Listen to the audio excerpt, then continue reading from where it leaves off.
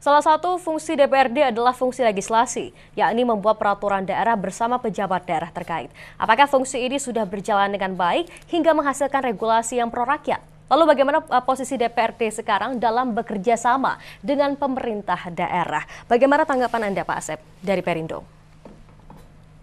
Karena pertanyaannya baik dan tidak baik, Perindo menawarkan politik anggaran, politik kesejahteraan rakyat. Jadi tadi Bung Arlan mempertanyakan asa apa yang ditawarkan oleh partai-partai baru harapan ini. Apa yang ditawarkan, begitu ya? Nah, menurut saya karena DPR ya itu memiliki hak budgeting, mestinya ada politik anggaran yang terukur, memang berorientasi pada pemberdayaan ekonomi rakyat itu sendiri. Saya bukan mau menyombongkan diri kalau Perindo siap nggak untuk itu. Saya kira saya bisa memperkenalkan sedikit saja. Salah satu pilot project dari program Perindo yang ditawarkan dalam konteks politik kesejahteraan, misalnya Gerobak Perindo. Salah satu contoh kasus, bantuan 5 juta rupiah berbentuk gerobak dan dana pembinaan sedikit. Bagi Mas Eko yang tadinya tukang bakso, dalam 2 tahun sekarang sudah menjadi pengusaha bakso di Bekasi. Hanya bantuan 1 gerobak. Padahal sebelumnya bertahun-tahun Mas Eko itu hanya menjadi pedagang bakso dan tidak pernah berkembang karena tidak ada sentuhan pengetahuan, sentuhan pemberdayaan. Tetapi begitu datang jalinan kasih, datang Perindo memberi bantuan gerobak, bulan tahun berikutnya beranak pinak. Jadi gerobak 2 gerobak punya 2 karyawan, 3 karyawan, 4 karyawan. Kemudian belanja sampai sekarang Mas Eko itu punya 500 gerobak dalam 2 tahun. Baik. Kemudian kalau dan lahir pengusaha baru. Kemudian untuk regulasinya, apakah menurut Pak Asep ini sudah pro rakyat selama ini DPRD Provinsi Jawa Barat? Ya menurut saya harus diperjuangkan. Karena itu saya juga ingin meyakinkan publik, di samping kami juga merasa mendapat respon publik. Per hari ini catatan KTA online saja di Perindo itu sudah 2 juta nasional dan hampir 1 juta di Jawa Barat. Menurut saya ini bagian dari respon yang ya tinggal nanti saya mau menghitung apakah konversi keanggotaan Perindo ini menjadi representasi dewan di parlemen berapa persen. Karena mau tidak mau nanti setelah di dewan itu juga bicaranya kan fraksional. Apalagi sekarang jumlah kursinya 120. Saya kira memang kalau tadi teman PSI menceritakan tentang rekrutmen caleg, ya kami sudah merekrut 100% ya. 100% caleg berhasil direkrut oleh Perindo. Baik, kita ke Pak Iwan dari PSI. Seperti apa tanggapan Pak Iwan? Kalau Perindo 1 orang misalkan dikasih 1 gerobak gitu ya. Kalau kita justru di PSI itu ya kalau untuk mengasih gerobak kita terus terang. Kita nggak bisa untuk memberikan gerobak kepada setiap yang jualan gitu ya.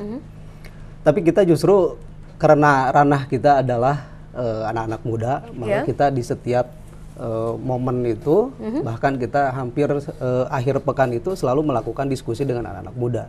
Artinya apa? Selama ini voter kita terlewatkan dengan yang namanya pemilih milenial atau pemilih anak muda lah atau ya pemilih pemula yang memang mereka juga punya hak suara. Ketika mereka diskusi bareng, kita biasanya disebutnya dengan ngopdar gitu ya, ngopi darat.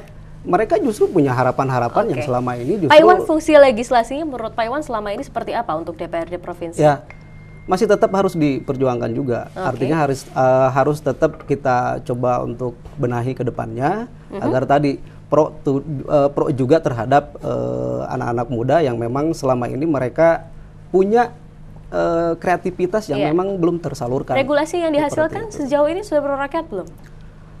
Kalau dilihat di lapangan ya di masyarakat apa yang selama ini dirasakan ada beberapa hal tadi seperti dalam ekonomi gitu ya.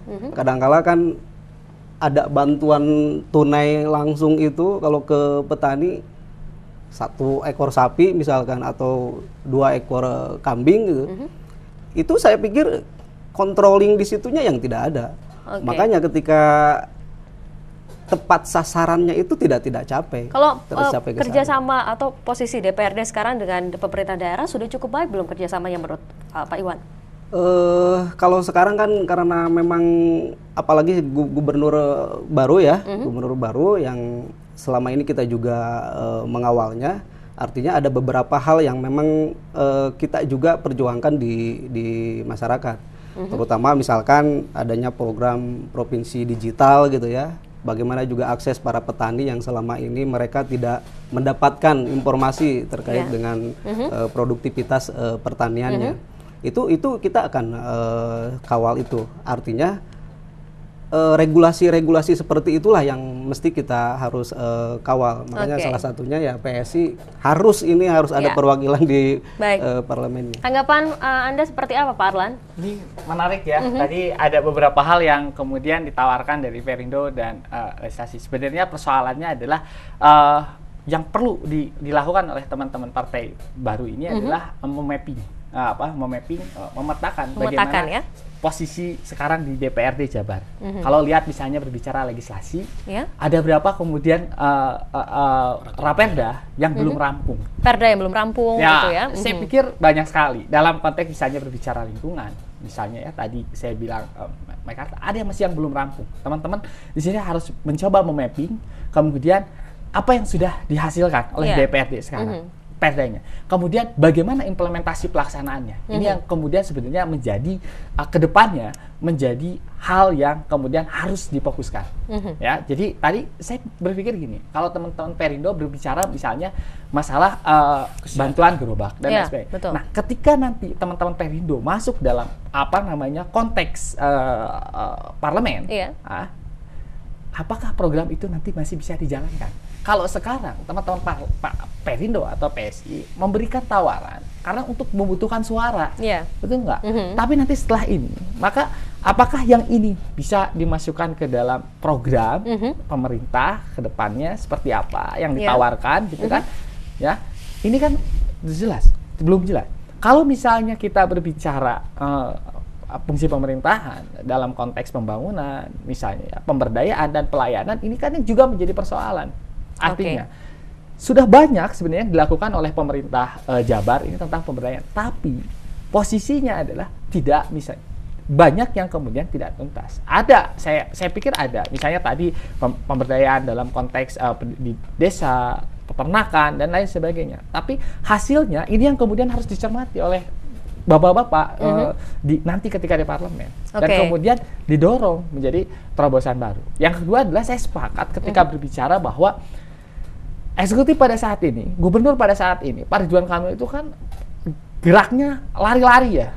Jadi cepat sekali, butuh cepat sekali dia. Nah, teman-teman harus bisa, teman-teman nanti yang duduk di parlemen harus bisa kemudian dalam tanda kutip mengkontrol juga, kemudian mensupport juga. Mengkontrol dan mensupport apa yang kemudian menjadi, apakah ini kemudian menjadi perbaruan untuk di Jawa Barat atau kemudian ini keluar dari track keluar dari track apa yang dijanjikan oleh Pak Ridwan Kamil ketika menjadi gubernur. Ini kan artinya tetap harus kita kawal. Harus dikawal terus. Harus dikawal program-program yang dijanjikannya ini. Dan kemudian disupport oleh legislatif. Tidak mungkin kemudian eksekutif bisa bekerja sendiri tanpa ada dorongan dari legislatif. Baik, kemudian juga apakah upaya anti korupsi sudah terlihat hingga saat ini di DPRD Provinsi Jawa Barat? Tetaplah bersama kami, saat rakyat memilih akan segera kembali.